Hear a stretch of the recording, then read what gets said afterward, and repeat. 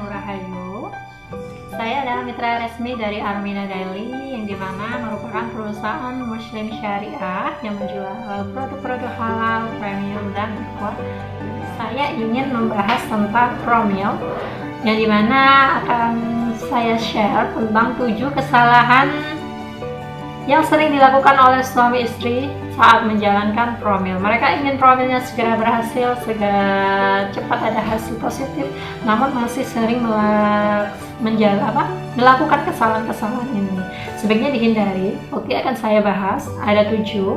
Yang pertama adalah tidak rutin melakukan hubungan intim. Padahal seperti yang kita tahu, terjadinya kehamilan peluang untuk terjadinya kehamilan adalah pada saat istri sedang dalam masa subur.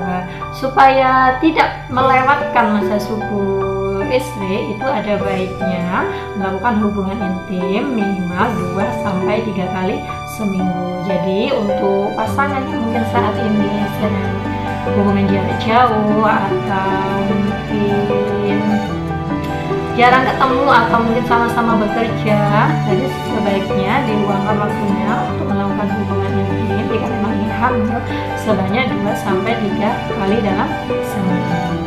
Oke, yang kedua adalah menunda cek ke dokter. Nah, kebanyakan suami istri ini berpikir bahwa dirinya mereka itu baik-baik saja, jadi tidak perlu untuk cek ke dokter. Padahal jika memang sudah beberapa bulan tidak juga hamil, padahal sudah rutin melakukan hubungan intim, sebaiknya segera diperiksakan ke dokter kandungan agar segera tahu apa penyebab mereka dia juga hamil, entah itu kesuburan wanita dari pihak istri atau mungkin dari pihak pria, agar bisa ikhtiarnya itu bisa benar-benar pas. Kemudian yang ketiga adalah terlalu sering menggunakan pelumas. Ini biasanya terjadi pada pasangan yang mungkin sama-sama bekerja, mungkin tingkat stresnya lebih tinggi. Jadi saat berhubungan intim mereka merasa terlalu kering, jadi mereka menggunakan pelumas tambahan dari luar. Padahal pelumas ini berpengaruh pada kualitas dari sperma, itu bisa mematikan sel-sel sperma. Jadi sebaiknya dihindari jika memang ingin segera hamil. Oke, yang keempat adalah gaya hidup yang tidak sehat. Jadi masih sering suami istri masih juga sering begadang atau mungkin merokok atau mungkin makan makanan yang tidak sehat. Sebaiknya kalau jika memang ingin promil, program hamil, sebaiknya dihindari dulu. Tidur yang cukup, istirahat yang cukup, kemudian makan makanan, konsumsi makanan yang sehat, hindari makanan-makanan yang siap saji. Jadi jaga pola hidup benar-benar sehat. Insya Allah kalau itu dilakukan, maka untuk peluang hamilnya itu lebih tinggi. Yang kelima adalah terlalu sering menyalahkan pihak wanita. Nah, ini yang paling sering terjadi di masyarakat kita sekitar, yaitu kalau misalkan ada pasangan suami istri yang belum juga hamil, itu biasanya pertama kali dipertanyakan adalah jangan-jangan istrinya gitu, jangan-jangan istrinya mandul, jangan-jangan istrinya. Padahal keberhasilan suatu kehamilan itu peran dari istri maupun suami itu sama-sama pentingnya. Jadi tidak hanya dari istri saja. Nah, itu kenapa saat berikhtiar hamil itu sebaiknya baik wanita maupun pria itu harus sama-sama kerjasama, jadi sama-sama melakukan ikhtiar hamilnya. Kalau untuk suami dan istri ingin promil, kalau saya sarankan produk yang cocok untuk dikonsumsi oleh wanita maupun pria untuk promil itu red coffee.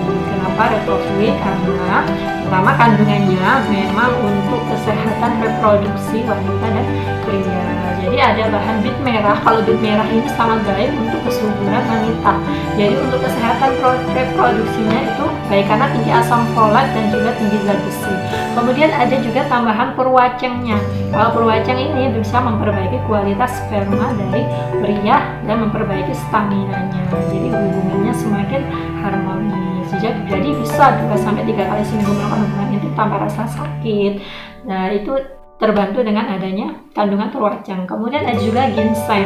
Ginseng ini untuk kesehatan, untuk memperlancar peredaran darah. Mungkin ada yang di dalam ada masalah kandungan baik pria maupun wanita, itu bisa teratasi dengan red coffee karena ada kandungan ginsengnya. Kemudian ada jamur cordyceps. Nah, jamur cordyceps ini juga bagus untuk reproduksi kesehatan.